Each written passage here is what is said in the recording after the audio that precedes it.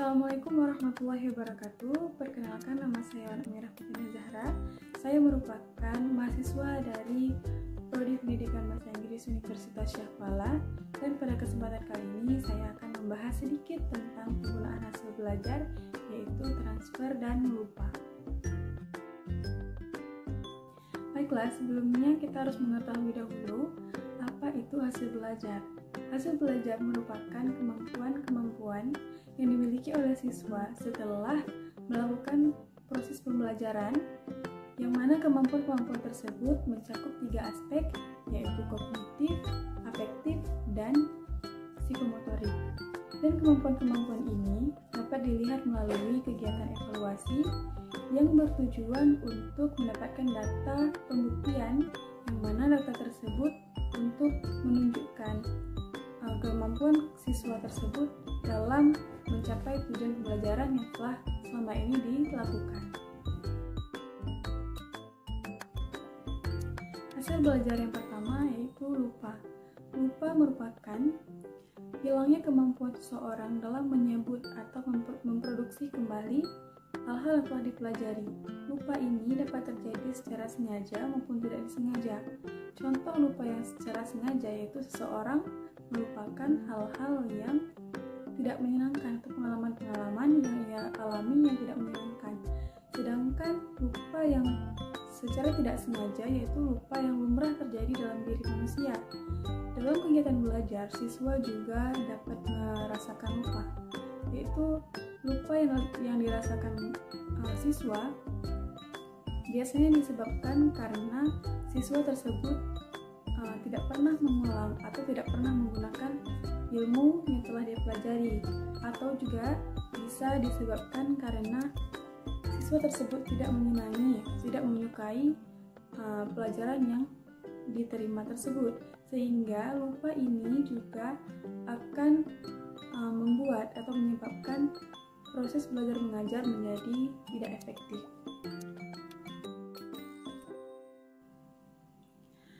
Adapun beberapa faktor-faktor penyebab lupa dalam belajar, yaitu diantaranya yang pertama adalah disebabkan karena ilmu yang diterima tersebut tidak pernah digunakan, diulang atau dilatih kembali, sehingga ilmu tersebut hilang dari ingatan. Dan yang kedua, karena adanya hambatan-hambatan dari isi jiwa yang lain atau adanya beban-beban pikiran yang lain. Dan yang terakhir adalah disebabkan karena adanya depresi atau tekanan, yang mana ketika seseorang mengalami depresi atau tekanan secara terus-menerus, itu akan menyebabkan lupa.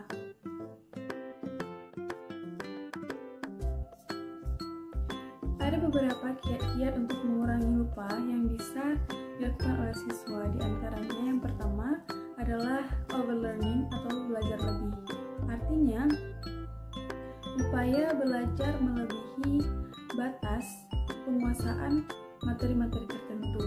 Dan yang kedua adalah extra study time atau penambahan waktu belajar. Dan yang terakhir adalah mnemonic device atau muslihat memori, yang mana ini merupakan suatu kiat khusus yang digunakan untuk memperkuat ingatan. Seperti contohnya melakukan sistem singkatan atau sistem kata pasak, yang mana ini bertujuan untuk mempermudah ingatan dan mengurangi lupa dalam belajar.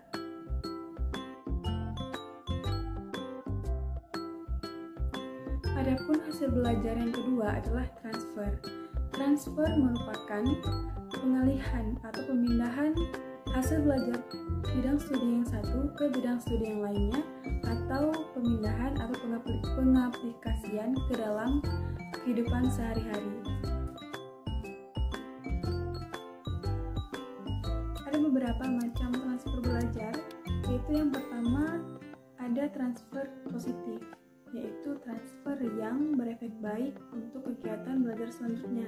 Contohnya, seseorang yang telah menguasai atau bisa mengendarai sepeda, itu akan mempermudah ia ketika ia belajar untuk mengendarai sepeda motor.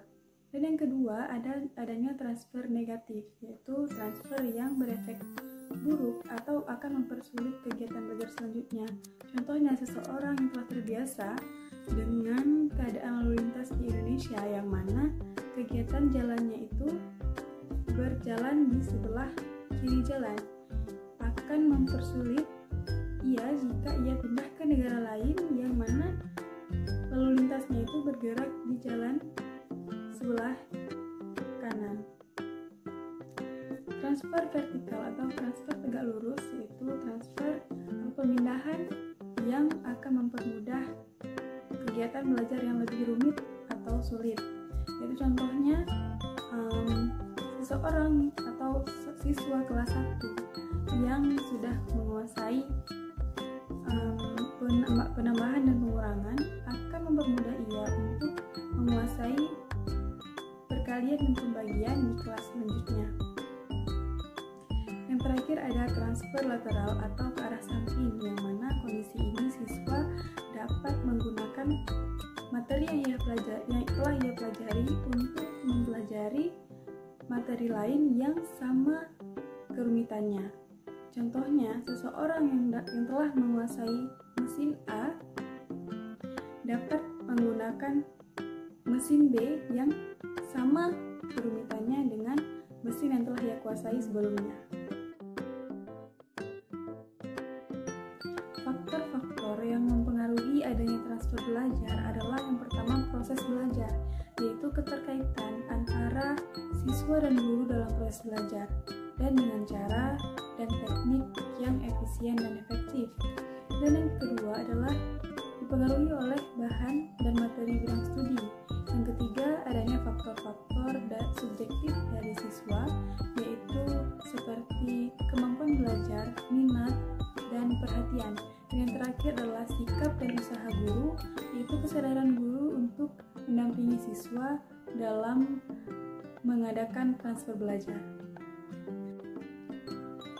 Sekian pembahasan singkat tentang hasil belajar transfer dan lupa dari saya. Jika ada kesalahan, saya minta maaf. Saya akhiri. Assalamualaikum warahmatullahi wabarakatuh.